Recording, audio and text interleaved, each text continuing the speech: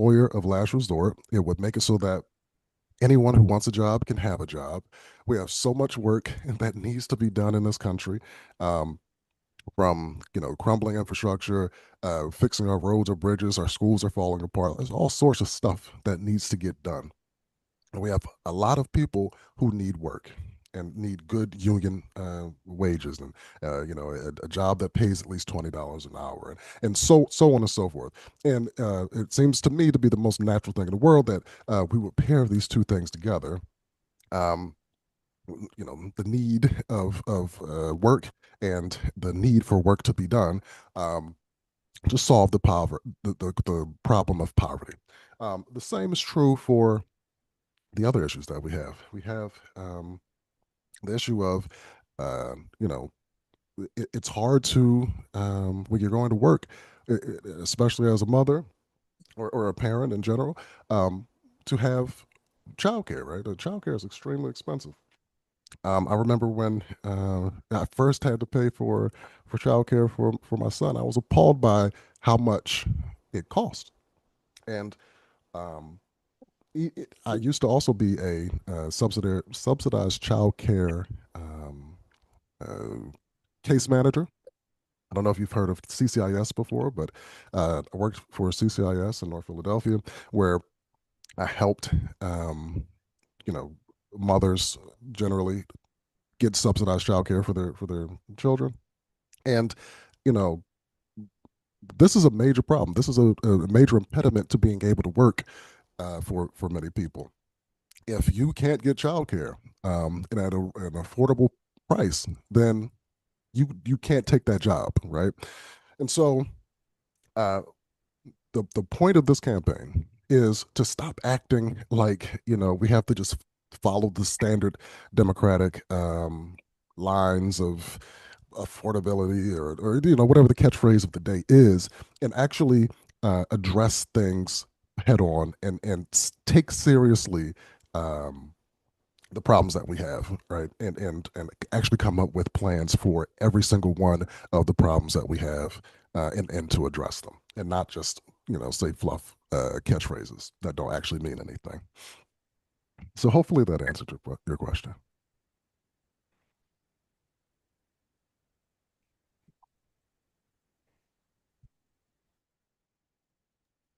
Hey, I'm curious. You mentioned the abundance of work that needs to be done, the jobs that should be filled. I'm wondering where you think that gap is. Why is that not currently happening? Where does that opportunity to get people in those positions?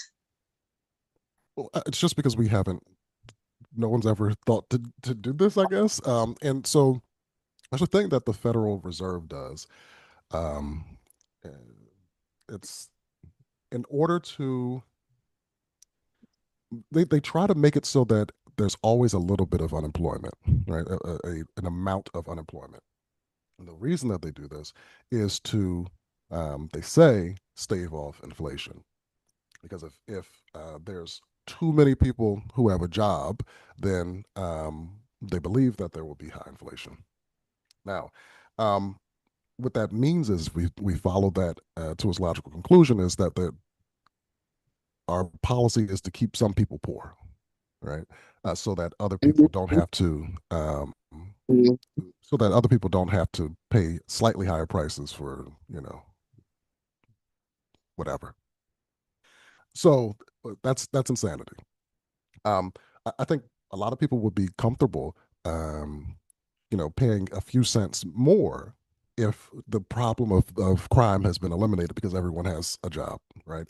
Or I think that people would be, feel just fine. And there's another thing, right? Like the amount of inflation that they're attempting to stave off is in the order of, like 1%, right? So this seems to be a unfair bargain. If you are keeping, large swaths of people unemployed, for, due to Fed policy, um, then I think that that's just immoral. So I believe that we need to shoot for full employment, and forego this nonsensical policy of keeping poverty, you know, just so that we can stave off theoretical inflation.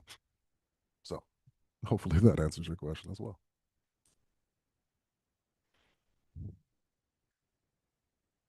Anything else?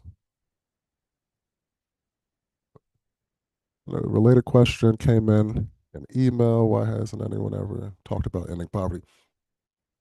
Why hasn't anyone ever talked about ending poverty?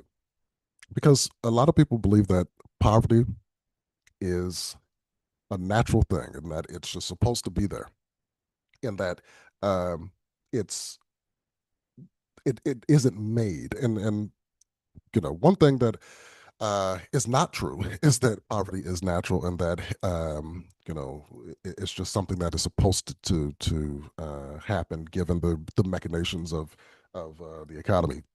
In fact, poverty is a thing that is created out of policy, and we can uncreate it as well, right? By just changing our policy. I talked a little bit about how the Fed contributes to um, you know unemployment, but uh, there's also, and by the Fed, I mean the Federal Reserve. Um, but there are also other poverty policies that we have that contribute to poverty and crime and all of these sorts of things. So people don't talk about ending poverty because a lot of people just hold the belief that it's just a natural thing and it's just supposed to exist. Um, the the fallacy of that, or we can see right through this if we just look at all of the things that we know contribute to the sustaining of poverty and things like crime. So, for example, we had the war on drugs, and we had um, the policies of mass incarceration, and we had the policies of um, you know things like this. All of those things contributed to taking bodies out of the economy, right, and putting them into prisons, and um, that made poverty, right. That was an intentional divestment from one area, and uh, by divestment I mean you're not investing in that area. You're extracting from that area any investment, essentially. You're taking away any investment from the area. And in the cases of mass incarceration and policies that like go towards like heavily criminalizing people, those policies um, take able-bodied people out of the neighborhood, out of the economy, and drain that neighborhood and drain the local economy of resources, thus creating poverty, right? So if we just follow it to its logical conclusion, that means that those policies have created the problem. And not only have they created the problem, they exacerbate the problem, they compound the problem, they make the problem even worse uh, than it was before. And we could just not do that, right?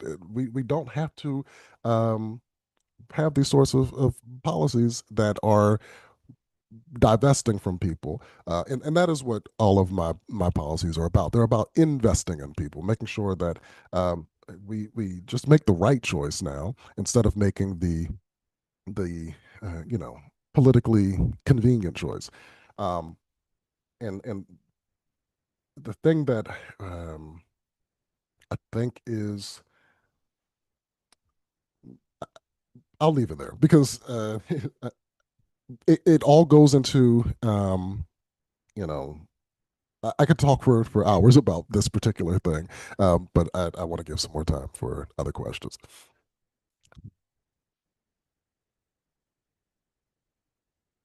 Anything else? Hey, cool. You hear me? Yes, I can. How So are you, Henry? I'm not in District 3. I'm in the district over, but Okay, I agree with a lot of the stuff that you have on your page, and I wanted to talk to you a awesome. little bit about it. And first off, how can we help you outside of just like donating? Because I would love Sure. to help out if I can. Yeah, sure. So we have lots of volunteers, and we would love more. I think last I checked, we had about 1,300 people who signed up to volunteer. So if you would like to join our volunteer group, I would love that. And we have a Discord group where a lot of the volunteers, not all of them, but a lot of the volunteers have joined, and we talk about the things that will help the campaign in there. So we have the phone banking that is available. We have coming up, we're going to be uh, trying to get on the ballot. The first day to begin getting signatures for getting on the ballot will be on the 17th of February. So we're going to need some people to help get us on the ballot to collect those signatures. And yeah, there's lots of other ways like sharing social media posts and all sorts of things like that. Because one thing about political content, especially on the social media platforms that are now owned almost exclusively by conservative people, is that they're going to start suppressing the political content that you know is against them, or it isn't quite aligned with them. So any sharing with your friends or followers on those various platforms would help tremendously as well. Great, sounds fantastic. Love to be part of that. But also, so you're talking about kind of like public sector ways of raising impoverished people, giving them opportunities to like, have families live in areas and just develop, the economy through that direction. I'm wondering why you think, um, obviously, like when you talk about the war on drugs and just kind of growing up in Philadelphia during that time period and how a lot of these poverty issues have not really been solved and maybe aren't even that much better in a lot of cases. Hmm. Um, why a lot of the approach, obviously from the right, tends to be, more incarceration, but also from Democrats, it seems sometimes you get victories in terms of more, public sector ways of dealing with it, like the Affordable Care Act, which is Hmm. really in some ways like not the most massive like helping hand, although it has helped a lot Right. of people. How come a lot of their messaging just comes down to protecting things that already exist rather than expanding upon programs that we could be Yeah. creating? So, uh, so the question is, why why do Democrats not ever try to expand upon the social safety net instead of what they currently do? Um, so FDR, after the Great Depression, had the New Deal, and the New Deal was, the set of uh, social policies and social safety net policies that ended up after that, after its implementation, it created the wealthiest period in American history for about 20 years. So the time period that everybody looks back fondly upon, when the middle class was, thriving, and people had the nice suburban homes, and everybody was, living well, or a lot of people were living well. The time when the middle class actually existed as a you know a thriving entity was due to the New Deal policies.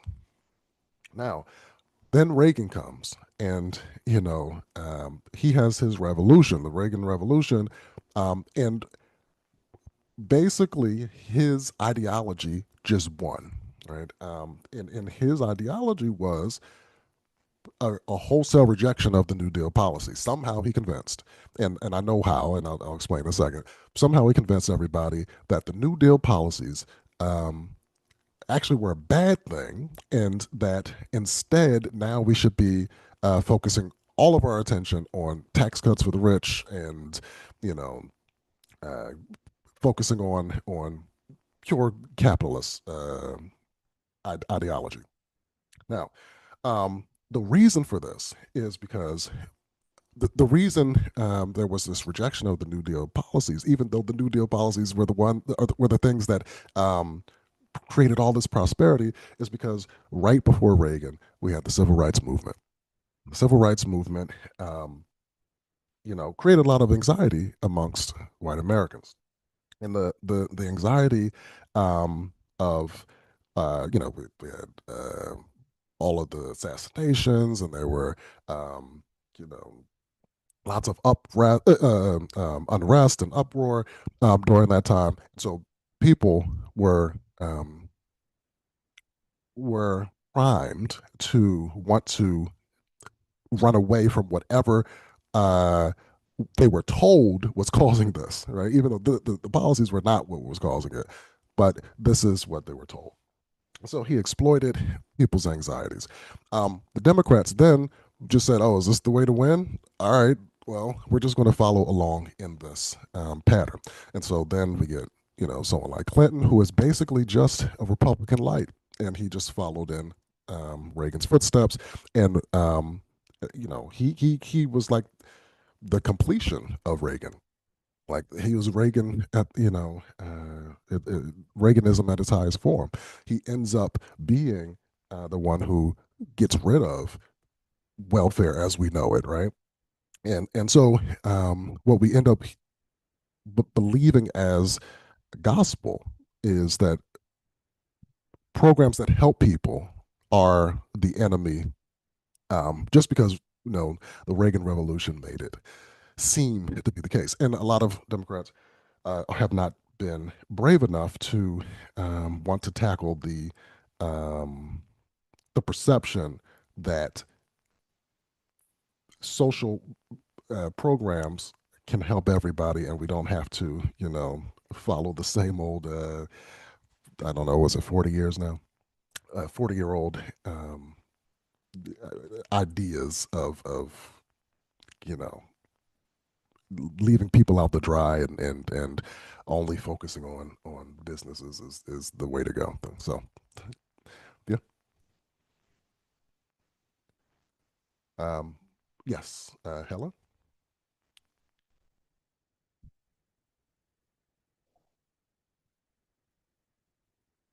Um, so first, Nick, did that answer your question? And then I'll go to Yeah, Helen. Okay, yeah, it did. I mean, I don't know. I can expand on the question a little more, I guess, if Helen's not.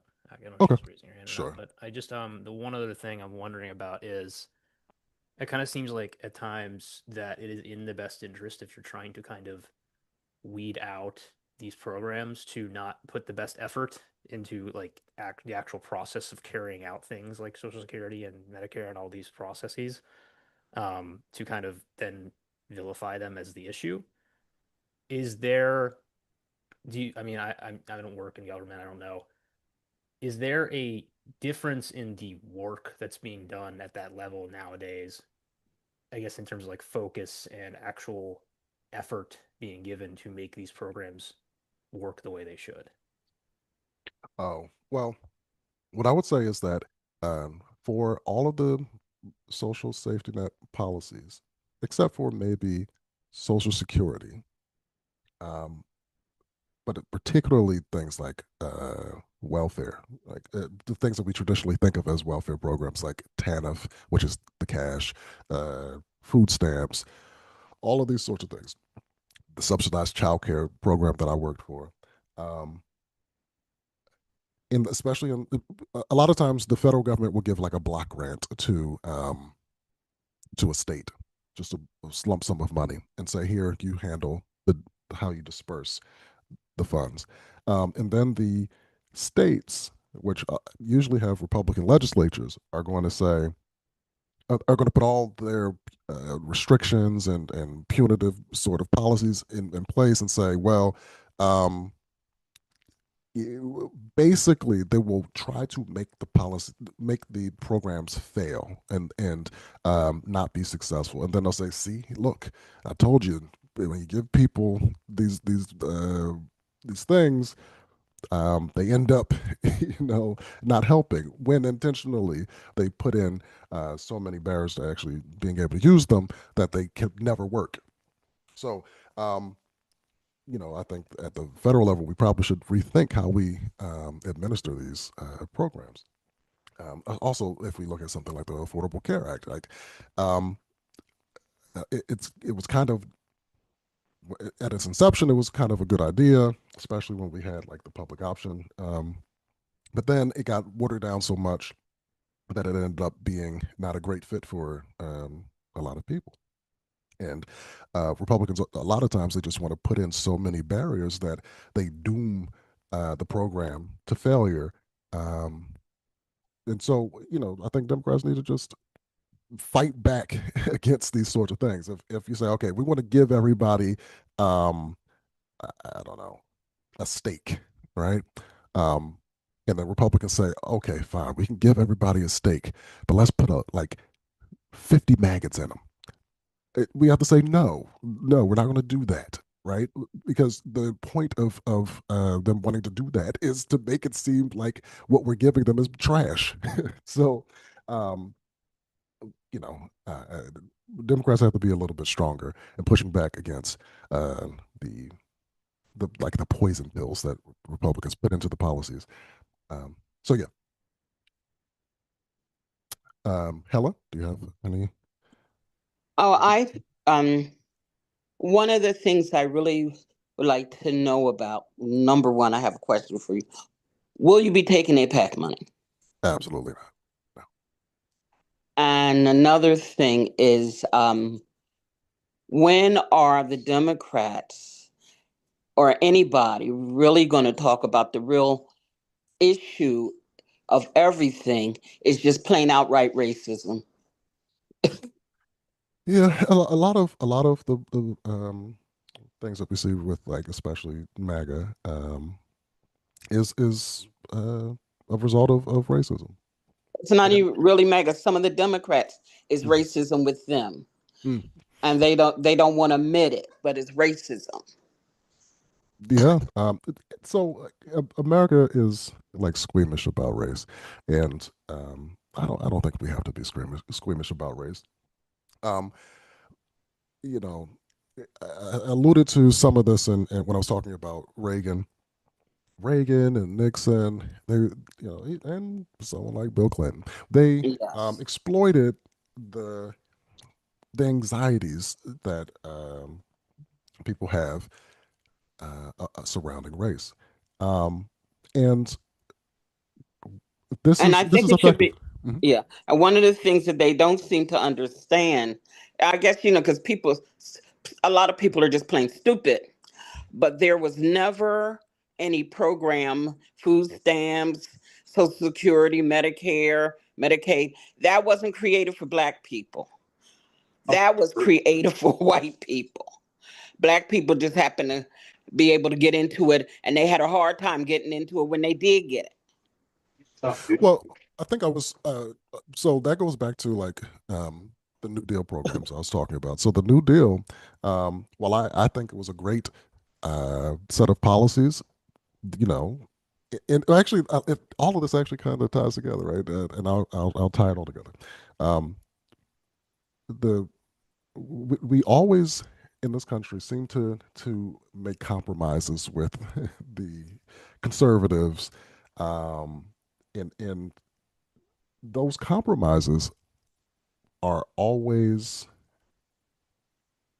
to the detriment of whoever the conservatives don't like. So let me this will be a little long-winded, but bear with me. When the country was first founded, um, we had slaves, right, in the colonies. When the founders were about to sign the Constitution, or like ratify the Constitution, the slave-holding colonies said, well, we're not going to ratify it unless you put in place some things that make it so that we can keep our slaves, right? Mm. So the original founders, a lot of the founders, especially the ones in the North, did not want to have slavery. They thought it was evil, all these things. But in order to have the Union, and in order to have the economic might that they thought that they would need, they compromised with the conservatives of their day, who were also racist, and they put in a set of policies that ended up being racist, and gave a structural advantage to the conservatives and people who are racist. And so I'll give you a couple examples: the Electoral College, and Yes. also giving only two senators to each state. Now, why is that help the conservatives? That's because a place like Wyoming, which might have like four people in it, not literally, but like it's just very few people, they end up having as much power as a place like New York City, New York State, for example, that has way more people. So they put in a lot of the structural things to ensure that the conservative people of their day would continue to have power. And Now, but chose a racist president. and they chose a race. There's so many different things. George Washington health slaves. He's racist. Oh yeah, George Washington.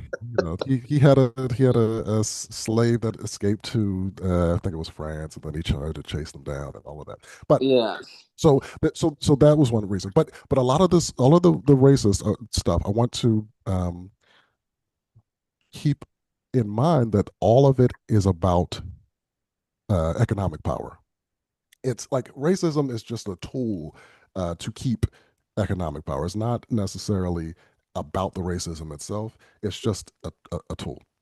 So then later we have after the Civil War, um, who was it? Andrew Johnson, and he, you know, made a compromise that ended the that he ended the what do you call it? Why am I blanking on this? Reconstruction. Reconstruction. There we go. The end of Reconstruction. And so, uh, that was another compromise. Then we get to the New Deal. I'm skipping a lot of stuff. Then we get to the New Yes, Deal. you are skipping a whole lot of history. Yeah, but You're skipping plenty of history. yes. Well, Yeah. but so then we get to I might be probably be the oldest person on here. Okay, because I'm 74. Oh, My okay. father fought in World War II, and Oh he was wow. in that racist army, Oh wow. and wasn't able to get the benefits that others um, soldiers had gotten when they got out, that the white soldiers got. They wasn't able to get the home loans and stuff like that. Yeah, that's it. And I came up through the 60s when it was opening through that through that civil rights era. Mm-hmm. And when we were finally getting uh more federal jobs, because a Mm-hmm. lot of the people who I went to school with, we got federal jobs. We Mm-hmm. were able to get federal jobs at that time. Yeah. Yeah. No, I was going to talk about what happened after the New Deal and how, or not after, but during the New Deal, right? So in the New Deal, we then get the idea for all these social programs. But again, there were compromises that said, well, we'll only compromises with the conservative races. We will only adopt these policies if you put in some more poison pills, like at the time, black people worked as domestics. They worked as farmers. So, and they worked as like waiters and wait staff, this sort of things. And so those the conservatives said, okay, we'll accept it if you leave out domestic work, waiting, servant work, and farm work.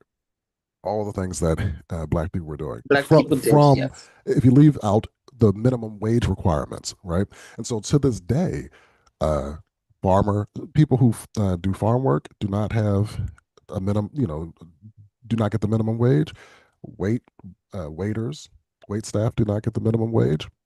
Right, this is the reason why they can get $2 an hour for pay up until this day. Um, and so that's another example of these compromises.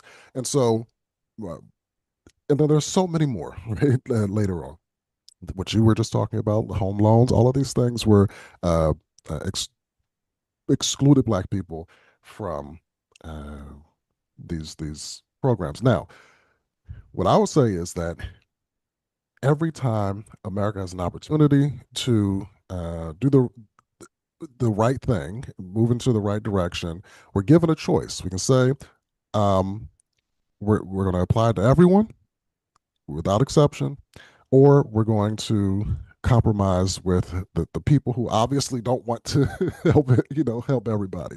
And historically, we've always made that compromise. I say this time, we don't make that compromise. We put our foot down and say this time we're going to be serious about making sure that all people are taken care of, and we're not going to keep shooting ourselves in the foot just because some conservatives just want to keep their economic status, protect their economic status by using racism for political means or political gain. um, okay, I have a question in the chat. How do you feel about police brutality right now? What do you plan on doing about it? Okay. So, uh, police brutality has always been a problem, especially in places where uh, people don't have the means to make a fuss, right? So, like if you're in the ghetto, for example, and they know you can't get a lawyer to defend yourself. Um, then that's always going to be a risk. I think that police should be held. We should have an ability to hold police accountable, and this will dovetail into the issue that we're having with ICE as well. Um, Law enforcement should be held at a higher standard than anybody uh, in society, because what we're doing is giving them the means to take a life. And if we're giving them the means to potentially take a life, then that should be, um, you know, one of the most um,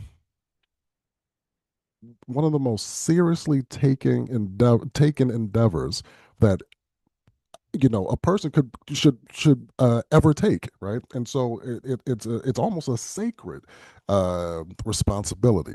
And so um, we shouldn't be giving them the ability to go without accountability, um, because how could that ever turn out well, right? Like, if for any industry, if you can't hold the people who are bad actors accountable, then uh, obviously they're going to act bad, right? There will be no incentive for them not to. So what we have to do is ensure that we actually hold them accountable. How do we hold police accountable? How do we hold ICE accountable, for that matter? Um, they're two separate entities, so I'll address each. So for police, um, on a national level, what we have to do is um, take reports of police brutality seriously. Number one, uh, I've had encounters with the police as a teenager where I've experienced police brutality. What I did after that encounter was call internal affairs, and they did absolutely nothing. They didn't care, right? Um, and so we need to have database of those people who consistently get reported as abusers, right? And if we have a database of those people who were consistently reported as an abuser, a brutal officer, then they should not be hired, right? Um, into another police department, because right now, a lot of times, if you have an officer who is a troublemaker in one district, they can go to another district and you know continue their abuse. So that's one. Then for ICE, um, not technically law enforcement, they're immigration enforcement, and there is a distinction because um, they are not enforcing criminal laws because immigration is not a criminal. Immigration offenses are not criminal offenses; they're civil offenses. So anyway, for them, we all have to ensure that they are not wearing masks. We have to ensure that they can be prosecuted under, that we're not afraid to actually do these things as well, right? Like a lot of um, the local municipalities and state governments, they're actually afraid of actually arresting ICE officers. Um, so they might say that they'll do it, but I'll believe it when I see it because they have plenty of opportunity to do it, and they have the legal justification to do it, but they've yet to arrest any ICE officers for the crimes that they've committed. So um, we have to make it clear on the federal level that if an ICE officer is brutalizing people, then we have to hold them accountable by arresting them and charging them with the crime that they have committed. So that is my answer for those. Other question is, all of my other questions are about your changes to housing in Philadelphia. If elected, I'm a campaign director here in Philly, so I make okay money, and I struggle with housing. Still struggle with housing. Yeah, I opened up one PA here in Philadelphia, where we worked on housing campaigns with Helen Jim, Isaiah Thomas, Kendra Brooks. Before elected, they seem to have ran their campaign on housing, but I've not seen any changes since. Okay. Um, so I think they're going to have, I'm not making any excuses for them because I actually don't know them at, at all. But what I'll say is that at the city council level, we're going to have a little less leeway to make the kind of changes that are uh, needed in terms of housing.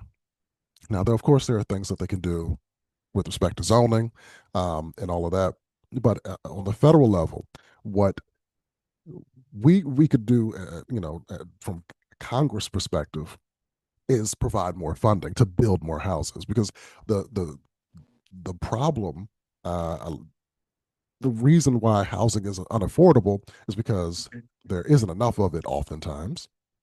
That's one of the reasons. Other reasons are things like you know corporations buying up single family homes and raising the prices and these sorts of things, and so those are things that we can address. Also want to make you know it easier to buy a home, right? So having a $50,000 first time home buyer grant, I think, would go a long way. This isn't really something that council would be able to do, but it was something that you could do at the national level. And so um, I think that on a federal level, there's more opportunity to be able to make things better. But I think that for the people that you mentioned, I think that they need to be pushed to be reminded of what they ran on, um, because there are some things that they can do, right? Especially zoning, because Philly has some strange zoning laws that impede the the efficient use of space and the efficient use of you know or the efficient mm, building of housing. There's all sorts of things. So, any other questions?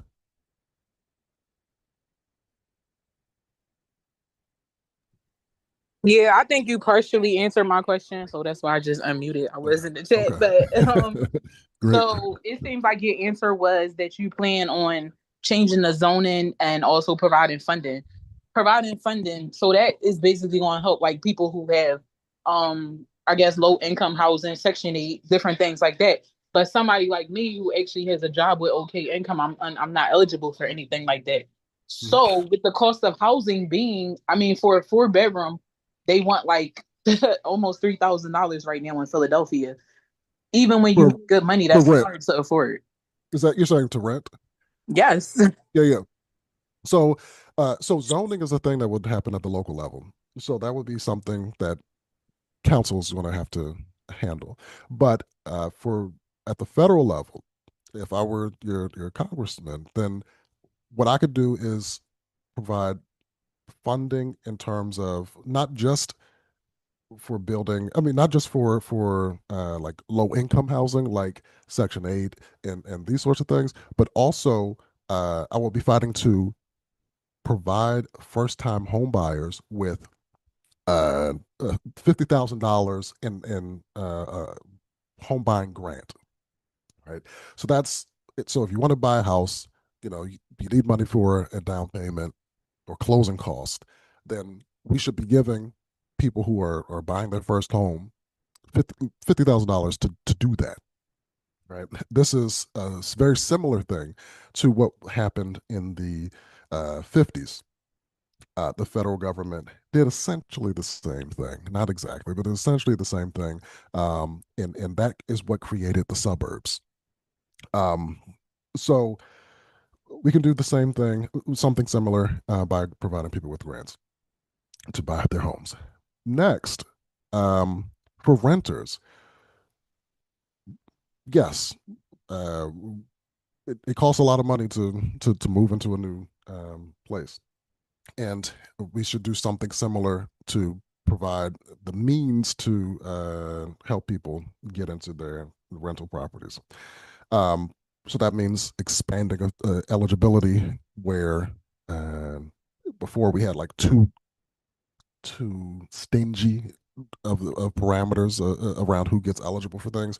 And once again, that is because Republicans in the state legislatures are always saying, well, if we're going to, once they get the block grant to, you know, provide the subsidies, they then put so many um, guardrails around it that it ends up not helping anybody. So we have to, instead of giving states block grants, we just have to administer the federal government would have to administer the program themselves. And to give you an example of the difference, um, something like TANF is, if you know what TANF is, that's cash assistance for people who need it. TANF will get is a block grant. So like the federal government gives states a bunch of, not a bunch of money, but a set of money, and then the states will decide how they disperse it amongst people. If you do that, then of course, if you have a Republican legislature, then they're going to make it so that nobody qualifies for it. A, a alternative way to do things is how we handle Social Security. States don't handle Social Security, and that has the highest rating among the social programs than any other. And that's because the federal government just handles it. And we don't let states meddle in it and make it so that it's ruined by this Republican legislature. So we have to, for the things that we know aren't addressing people's needs, we have to just administer those programs manually at the federal level, I'd say.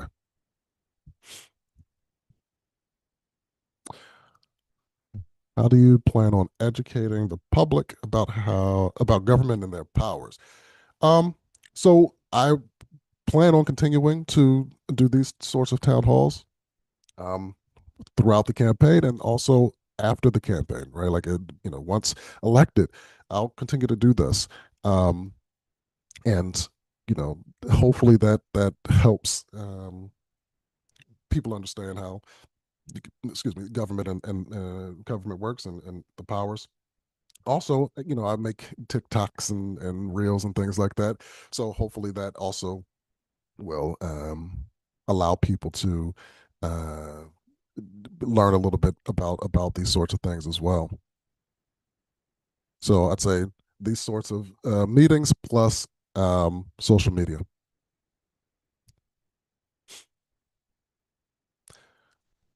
Anything else, guys?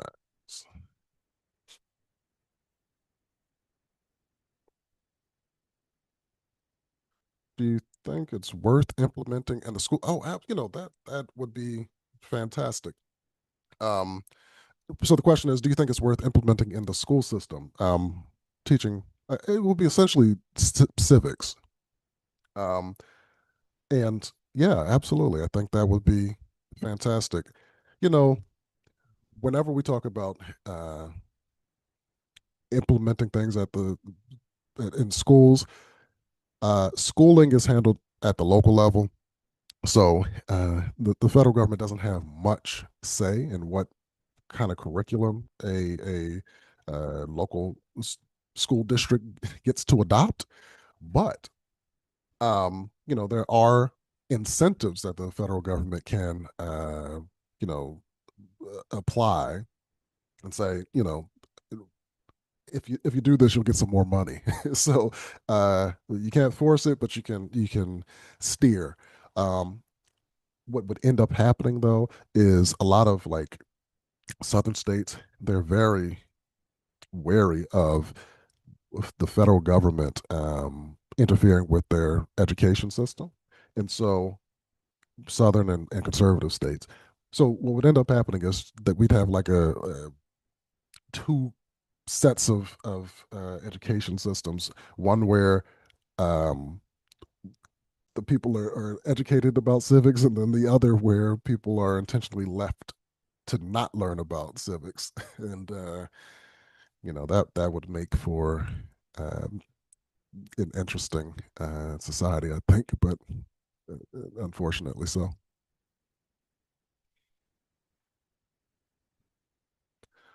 All right. Anything else? I can. I still got time to answer questions. These are great questions, by the way. I appreciate you guys coming here and asking me these things. Hi, Mr. Carter. Hello. I was thinking of pursuing like politics when I get older because I like think it's like a really important thing, like obviously like you're doing. And there has to Awesome. be like only for it to work, there has to be like more people to vote for with the like same Oh mindset. yeah, So how do you absolutely. think is like what do you think is a good background for like Mm. getting into there? Oh, I don't think that you need to have a particular background. I think um, anyone can. And the other thing is that politics, especially in our system, is meant to be for everyday people. It's gotten to the like that was the original design of the system. At least, let's say, the House of Representatives and like local governments. Um, to just give a little bit of a background, like the idea of the House of Representatives is called the People's House, and it's supposed to be made up of representatives of the people. Then we have the Senate. The Senate was supposed to be made up of uh, like the wealthy people. That is the intentional design of the system. So they're supposed to be like the older, supposedly wiser and wealthier landowners, um, the aristocrats. But for the U.S. House, that's supposed to be for regular people. And so, um, yeah, I think that anybody should be able to run for Congress, and especially any position in the local level. Now, we have some serious problems about how uh, we finance campaigns that make it almost impossible for everybody to run. So um, it costs a whole lot of money to run for Congress, um, and especially if you're doing it like the traditional way. Um, you know, when you're first running for Congress, you're told that you need to get all the wealthiest people that you know and ask them to donate the maximum amount of money that they are legally allowed to donate. And only if you can do, if you can do that and get like $200,000 within the first month, then you will be seen as viable, right? Um, because congressional campaigns are going to run upwards of 500 to $1 million in modern times. And so, obviously, a lot of people who are just everyday people who just work aren't going to be able to do that. We don't even know anybody who can donate $7,000 to our campaign, right? How about you donate that to my rent, right? And so, uh, there are impediments. This campaign is a I'm attempting to do something that other campaigns aren't, and um, they're all doing it the traditional way of getting all of the big money from their rich friends. I'm trying to do it grassroots fundraising, which is instead of going getting funding from wealthy people, I'm getting funding from people who believe in the message, right? It's just everyday people who donate to this campaign. And so while we have much less money than anybody, all, the top candidates in this race, much less money than they have. We were able to accomplish um, much more than they have so far, and I'll tell you why. So because we're focused on grassroots support. We mean grassroots, or I mean grassroots in multiple ways. The first, so far we have had over, I think it's like 1,200 individuals donate to the campaign so far. Out of everybody in this race, I think I'm pretty sure from the last I checked, that is more donations, individual donations, than anybody else in the race. Okay, and that's because while they have more money, we have more people. Okay, that I think what that means is that uh, our policies actually resonate with the people. And then secondarily, we have over 1,300 volunteers, and when you put these two things together, that means that we can accomplish more than the campaigns that are doing it the traditional way. Um, and so I think there's a way, or I'm at least trying to prove out that there is a way to get into politics while being a regular person and not going getting money from corporations, getting money from rich people route. Um, uh, you know, so far I'm happy with what we're able to accomplish so far. Um, we'll see what happens in May, but I feel good about the our prospects, because the number of people that we have on our side. So I will say, have any background, but do understand that it's going to cost some money, and hopefully, if this campaign wins, you'll have this model to look back to and apply to your campaign. All right. Thank you. That was good information. All right, thank you. Yes, too many lawyers. Absolutely, too many lawyers. Yeah. I mean, and there are practical reasons why.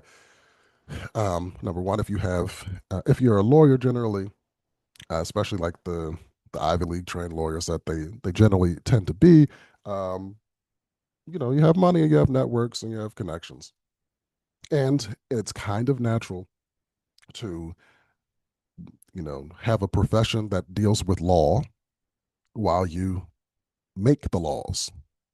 But what ends up happening is that the law it ends up being filled with like legalese and not exactly accessible to everyday people. So that is a downside of the lawyers as well. Why did you choose Congress instead of city council or something to get your name out first? Because um, I don't think that um, I don't think that the things that I want to address can be addressed in city council. I think that the things that I want to address um, are addressable by being in Congress, and um, you know that's basically it.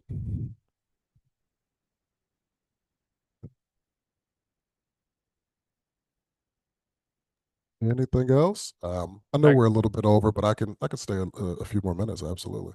I got one more. It's kind of a niche questions, but Sure. just because you said your website says you have a background in AI, Mhm. and just in those systems, there's a lot of investment around the country in data centers being built, and I imagine that to some extent in other areas of Pennsylvania, this is happening too. I spent some time in the middle of West Virginia where, land is being, taken from people effectively to build these data centers, and it's Oh wow. it's hurting a lot of working people down there as well.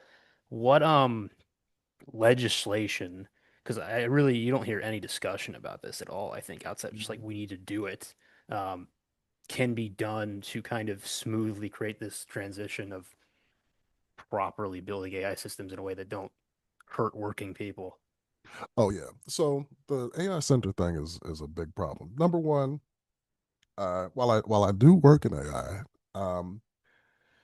how do I say this? AI is not so important that it justifies disruption of anybody's life in any way. It is not so useful that it would justify like an eminent domain takeover of someone's land to build an AI center. That doesn't make any sense. Um, the effect on GDP has been basically zero, meaning the value that we have gotten from AI cannot be measured in the economy. It has not uh, increased our GDP.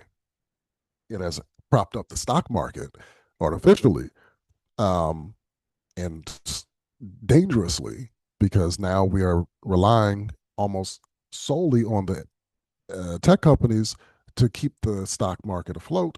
But as far as actual productivity and increased output, it has had zero effect in the three years has it been so far that it has existed. It's fun to use, it can be helpful in certain ways, but it is not something so important that we need to say, okay, we're gonna you know put people in danger because these things are using up lots of electricity. They end up increasing the bills of the residents wherever the towns where they're put. They increase pollution. Um, this is not a reasonable bargain. And even if it were a you know it, it were increasing GDP, it still wouldn't be a reasonable bargain because the uh, pollution issue hasn't been addressed. Uh, the electrical extraction thing hasn't been addressed. So what I would say is we absolutely need legislation to um, ensure that they're not being built where people are. Right? If they must be built, go build it where no one lives. We have plenty of millions of acres of land uh, that are not useful for living on, and they're not necessarily national parks or something like that. They're just like barren places. Let's go put it somewhere in the desert if we must have it. Uh, Next, we need to apply environmental regulations to these countries that are companies that are building these centers. The current administration is not a fan of regulation, so they're not going to care if they are polluting, the river or the air or whatever. But hopefully in the next session, we'll have Democrats in that will be able to, um, hold the EPA and other agencies accountable. Next, um, what's the other thing? The eminent domain thing is a thing that's handled at the local level, and that would have to happen, like where people are taking the properties of people in order to build these things. That's something that at the local level they'll have to address. Um, but yeah, that would be my answer. AI is not that important that it needs to um, affect anyone's life, and if it is affecting people's life, then we're doing something wrong. The last thing is, right now, Republican or AI companies are having uh, legislatures in the states ban any AI regulation. Like, so they're putting laws into place Yeah, to ban legislation against or to ban regulation against AI companies. So we have to uh, override that at the federal level and say, of course you can regulate AI, because why wouldn't you be able to regulate AI? That's insane. So that's the last thing I say about that. yeah. The state of West Virginia put in a law that says local municipalities can't do anything about it, so they've just been Yeah, kind of going yeah. crazy with What? it. Municipalities and states have a responsibility to ensure that um, these companies can't just run wild, especially with things like facial recognition, um, the way that they handle people's personally identifiable information, and of course you can regulate AI companies. That's just absurd. So,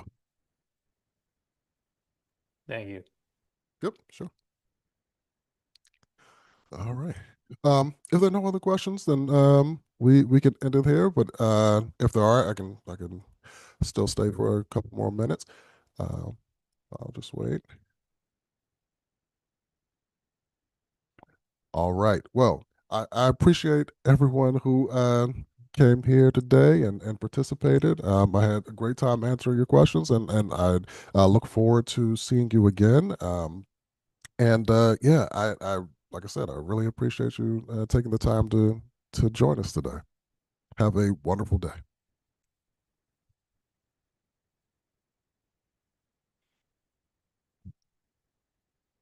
No political comparisons between parties in this introductory position to establish the party agenda. Could you expand on that?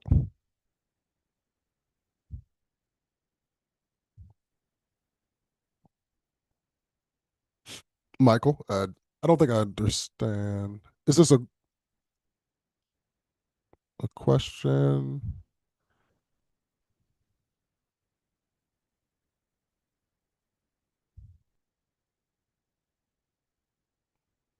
Um, if there are any, oh, one thing I'll say is that if there are any other questions, you can feel free to email me, and I'll put my email address here. And I usually try to get back within like 2 days. Um, so yeah, just feel free to email me, Michael. I didn't get what that was, but please feel free to email me anything further, or you can just get off mute here and ask me, and I'll answer as well.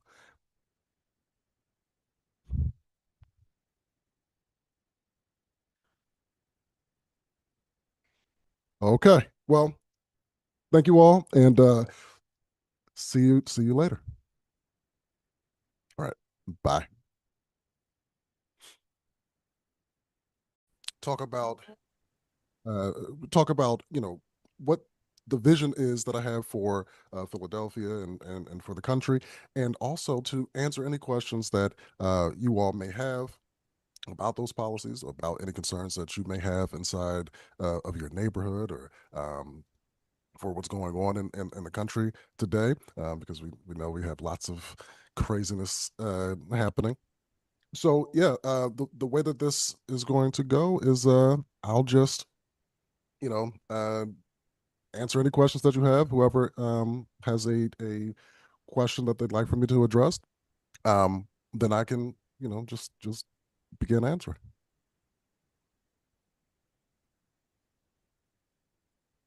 Yeah, you can either raise your hand or post it in the chat.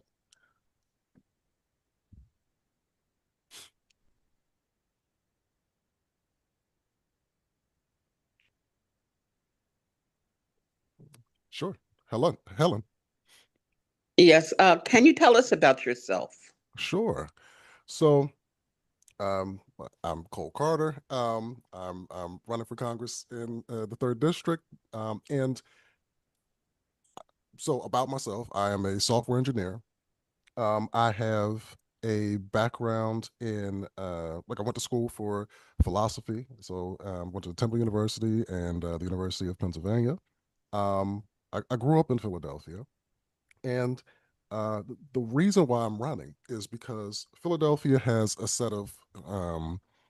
persistent set of systemic issues that are, quite sticky and they, don't seem to go away with time.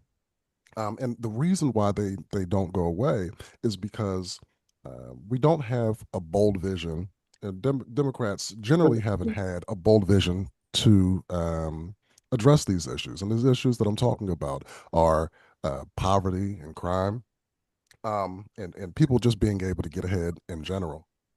So if we look at, you know, our problems with crime, for example, we know, like, it's not a mystery to anybody why crime exists. Excuse me. Crime exists, especially violent crime, and there's things that make the quality of life poor for people. Um, those things exist because we have divested from people, right? People are poor, and so they commit crimes out of desperation, or they commit crimes out of despair. And it's it's a lot of times it's because um, someone's not robbing someone for fun, right? Like unfortunately, they're doing this in order to try to provide for themselves. And the same could be said for other issues, other crimes. So the way that we attack these sorts of things is by just solving for the root cause of this issue, and that the root cause of crime is poverty. How do we solve poverty? We solve poverty by, um, you know, allowing people now to be poor. And how do we do that? By giving them jobs. And that's why um, one of my the platform the policy points is a federal jobs guarantee. And what's that going to do? It would make the federal government a or the employer of last resort. It would make it so that anyone who wants a job can have a job. We have so much work that needs to be done in this country, um, from crumbling infrastructure, fixing our roads or bridges, our schools are falling apart. There's all sorts of stuff that needs to get done. And we have a lot of people who need work and need good union wages, and a job that pays at least $20 an hour, and so on and so forth. And it seems to me to be the most natural thing in the world that we would pair these two things together. Um, the need of work and the need for work to be done, um, to solve the problem of poverty. The same is true for the other issues that we have. We have the issue of, it's hard to, when you're going to work, especially as a mother or a parent in general, to have childcare, right? Childcare is extremely expensive. I